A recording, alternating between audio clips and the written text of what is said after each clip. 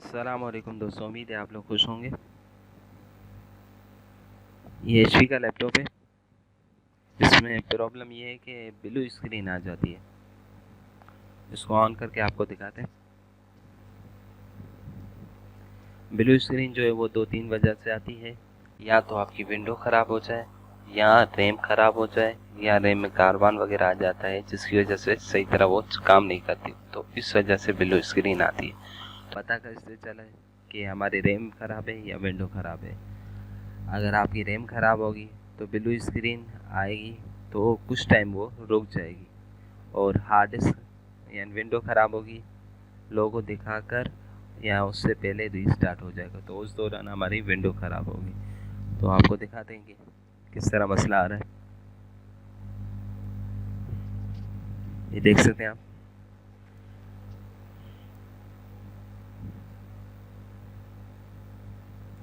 ये विंडो का लोगो यहाँ पे दिखा रहा है, और ये झटका देकर ब्लू स्क्रीन का झटका देकर बंद हो गया।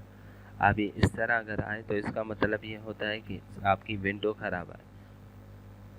और अगर विंडो ये स्क्रीन वगैरह शो करता तो उस दौरान हमारी रैम में मसला होता है, या रैम ख़राब हो जाती है, या रैम में कार्बन आ जाए, तो उसको साफ़ करके हम लोग चेक करते हैं। तो ये विंडो आपको करके दिखाते हैं।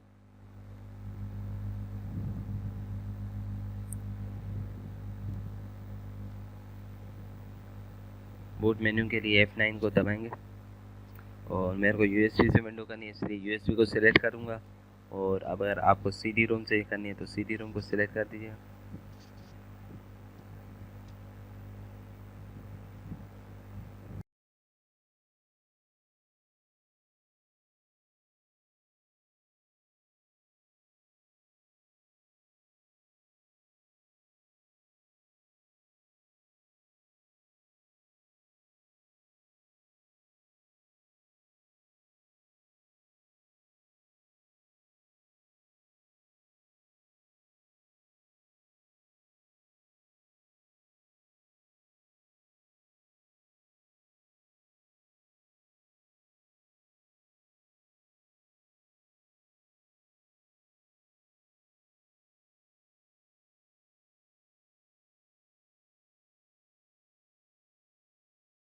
अगर हमारी रैम में मसला होता तो यहाँ पे जो विंडो का लोगो आ गया है तो वहाँ पर ब्लू स्क्रीन आ जाती। हमारी रैम में मसला नहीं है, इसलिए आगे सेटअप कंटिन्यू चल रहा है। तो नेक्स्ट करेंगे और इंस्टॉल नाउ को क्लिक करेंगे।